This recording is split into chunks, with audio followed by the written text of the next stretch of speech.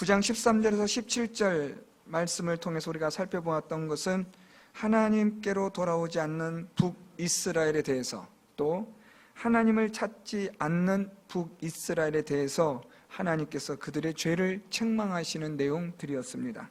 그들은 모두가 다 경건하지 않은, 하나님 앞에서 악행을 행한 자들이라, 귀족들로부터 왕족들로부터 시작하여 심지어 선지자들까지 하나님의 말씀대로 행하지 않는 경건치 않은 자들이라 하나님은 그렇게 책망하셨습니다. 오늘 본문 말씀은 하나님은 이러한 악행에 대하여 하나님께서 진노하실 것이라는 말씀으로 기록이 되고 있습니다. 오늘 하나님께서는 이러한 이스라엘 백성들, 북이스라엘의 백성들에 대하여, 오늘 우리가 말씀해 보면 므낫세와 에브라임에 대하여, 북이스라엘을 대표하는 두 지파지만 이들의 이 악행에 대하여 오늘 하나님은 말씀하시며 심판하십니다. 오늘 이들의 이 악행에 대해서 18절에 보면 불타오르는 것 같으니 라고 말씀합니다. 악행은 불타오르는 것 같다. 또한 악행은 연기가 위로 올라가게 함과 같다. 오늘 하나님은 악행에 대해서 두 가지로 말씀하십니다. 첫째로는 불타오르는 것 같은 악행, 위로 연기가 올라가는 것 같은 악행. 첫 번째로 불타오르는 것 같은 악행이라는 말은, 이 악행은 아주 강력한 그러한 전염성, 전파력, 확산성을 갖는다라는 말씀입니다. 악을 행하게 되면 이 악은 걷잡을 수 없이 번지게 된다라는 말씀입니다. 불타오르는 것 같이, 곧 찔레와 가시를 삼키고 빽빽한 숲을 사르는 불과 같이 악행은 이러한 강력한 전염성, 확산성이 있다, 파급력이 아주 막강하다라는 것을 말씀하고 있습니다. 빽빽한 숲을도 순식간에 잿더미로 만드는 것이 악행이다라는 말씀입니다. 우린 종종 뉴스를 통해서 세계 곳곳에서 일어나는 그런 화재를 봅니다. 산불 진화가 얼마나 어려운지도 우린 잘 압니다.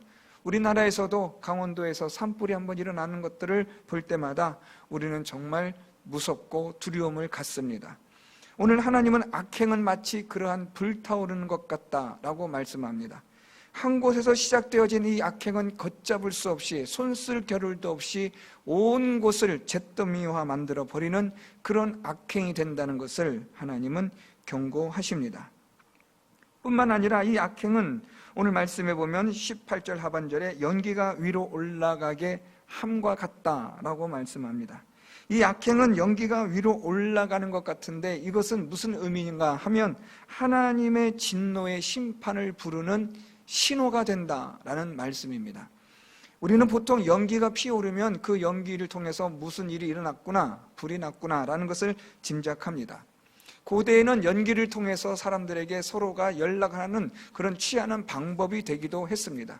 우리나라에서는 봉화와 같은 것으로 연기를 피워서 서로에게 위급한 일들을 알리곤 했었습니다. 오늘 이 연기가 위로 올라간다라는 말은 이 악행으로 인하여 하나님의 진노의 심판이 임하게 될 것을 말씀하는 내용입니다. 악행으로 인하여 이 악행은 하나님의 진노의 심판을 부르게 하는 신호가 된다라는 말씀입니다. 우리의 삶이 어떤 삶인가? 그것은 악행을 행하는 삶이며, 그 악행을 행하는 삶은 불타오르는 것 같이 순식간에 퍼질 뿐만 아니라 연기가 위로 올라감 같아서 하나님에게 그 악행으로 인하여 심판을 받는 아주 중요한 것이 이유가 된다는 것을 말씀하고 있습니다. 이러한 악행의 특징에 대하여 하나님이 말씀하시면서 만군의 여호와의 진노가 임할 것이라, 오늘 19절 말씀은 그렇게 시작됩니다.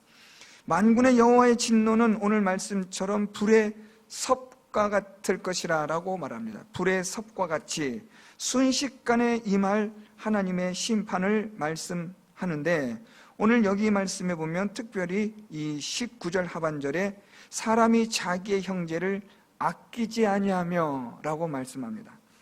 하나님의 심판이 임하는데, 이 하나님의 심판은 자기의 형제를 아끼지 아니하고 죽이는 심판이라고 말씀하고 있습니다. 이것을 조금 더 우리가 자세하게 설명되어지는 것이 21절 말씀으로 내려오면, 므낫세는 에브라임을, 에브라임은 므낫세를 먹을 것이요 또 그들이 합하여 유다를 치리라 라고 말씀합니다. 므낫세나 에브라임이나 또 유다나 모두가 다 같이 이스라엘의 한 민족이며 혈연 공동체입니다.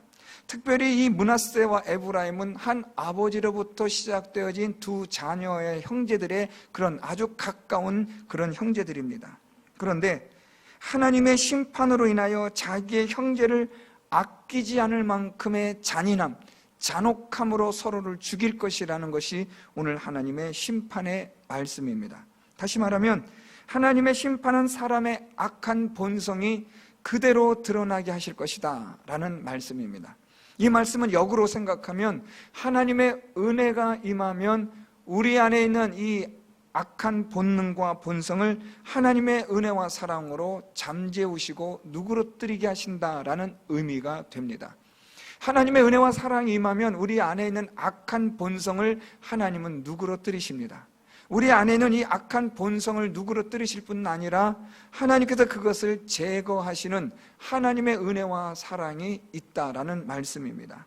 그런데 하나님의 심판이 임하면 사람의 악한 본성을 그대로 내버려 두실 것이다 라는 것입니다. 얼마나 사람이 잔인한 것인가를 보게 되어질 것이라는 말씀입니다. 그래서 하나님은 사람이 자기 형제를 아끼지 아니하며 죽일 것이라, 하나님의 불의 섭과 같은 심판이 임하여 진멸할 것이라, 므낫세는 에브라임을, 에브라임은 므낫세를 먹을 것이요 라는 말씀처럼 끔찍한 동족상잔의 비극이 일어날 것을 말씀하고 있습니다. 하나님의 은혜가 거두어지면 이 세상은 말 그대로 지옥이 되고 마는 겁니다. 하나님의 은혜와 사랑이 그나마 있기 때문에 우리가 아직도 우리 악한 본성들을 제어하고 절제할 수 있는 하나님의 능력을 우리가 경험하지만, 하나님의 은혜와 사랑이 거두어지면 사람은 악한 본성 그 잔인함이 그대로 고스란히 드러나게 되어져 있습니다. 여러분, 요즘 뉴스를 통해서 보시면 사람이 얼마나 잔인한가를 우리는 너무나 잘 알 수 있습니다. 그런 뉴스를 보시면서 오늘 이 본문 말씀은 우리에게 아주 중요한 경각심을 일깨워주고 있습니다. 하나님의 은혜와 사랑이 점차적으로 거두어져 가고 있다라는 겁니다. 하나님의 은혜와 사랑의 그 손길이 서서히 벗겨지고 제거되어지면서 사람의 악한 본능과 본성이 활개치는 세상이 되어져 가고 있다라는 것입니다. 제가 어릴 때만 해도 부모에 대한, 자녀에 대한 사랑은 아주 끔찍했습니다. 특별히 부모가 자녀를 향한 사랑은 이건 말로 다 할 수 없는 것들이었습니다. 그런데 요즘은 부모가 자녀를 죽도록 때로는 그렇게 방치하기도 하고 학대하는 일들이 공공연히 일어나고 있는 세상을 살아가고 있습니다. 말만 들어도 끔찍스러운 일들이 이젠 뉴스거리가 되고, 이제는 그것도 많은 사람들의 주목을 받지 못할 정도로 일상화가 되어지는 세상을 살아가고 있습니다. 얼마나 사람이 잔인한가, 얼마나 잔혹한가를 보게 되어지는 일들이 우리 주변에 일어나고 있다는 말입니다. 하나님께서 심판의 손길이 임하게 되면 사람의 그 잔혹한, 그 악한 본성이 그대로 드러난다라는 것을 말씀해 주고 있는 겁니다. 두 번째로 하나님의 심판은요, 20절 말씀입니다. 오른쪽으로 움킬지라도 줄이고 왼쪽으로 먹을지라도 배부르지 못하여 각각 자기 팔의 고기를 먹을 것이며 라고 말씀합니다. 첫 번째, 하나님의 심판은 악한 본성을 그대로 드러내어 사람의 잔혹함, 잔인함으로 형제가 형제를 죽이는 끔찍한 그런 살육이 일어나는 것을 말씀하고, 두 번째는 굶주림에 대한 것을 말씀하고 있습니다. 오른쪽으로 움킬지라도 줄이고 왼쪽으로 먹을지라도 배부르지 못한다라고 말씀합니다. 여기서 오른쪽과 왼쪽이라는 말의 의미는 우리의 삶의 모든 방향을 말하고 있습니다. 이렇게 살아가도 저렇게 살아가도, 이런 방법 저런 방법 다 동원해 보아도 라는 겁니다. 이렇게 해도 줄이고 저렇게 해도 배부르지 못할 것이다 라는 말씀입니다. 즉 굶주림으로 인하여 하나님의 심판이 임하여 망하게 될 것이라는 말씀입니다. 움켜도 먹어도 배부르지 못하고 굶주린다는 것은, 이것은 사실 우리의 육신의 이 삶에 떡을 먹고 물을 먹고 필요한 것들을 먹지만 여전히 배고프고 굶주리다는 말입니다. 무슨 말인가 하면 이미 하나님의 이 심판으로 인하여 사람의 영적인 상태가 기갈되었다는 말입니다. 여러분, 우리는 마음이 배부르면 우리 마음이 여유가 있고 평안하면 우리의 육신은 거기에 따라서 쉽게 적응이 됩니다. 우리 마음이 좀 더 편안한 안락한 마음을 가지게 되면 육신의 삶은 조금 부족하고 좀 없고 모자라도 별 크게 우리는 구애받지 않습니다. 적게 먹어도 배부른 겁니다. 여러분들 자녀들이 잘 되고 하면 우리 부모님들 좋으시잖아요. 뭐 많이 음식을 먹지 않아도 그냥 든든한 무엇인가가 있잖아요. 우리 마음이, 우리의 영적인 상태가 어떠한 것으로 인하여 평안함을 누리게 되면 우리의 육신의 삶은 거기에 따라가게 되어져 있습니다.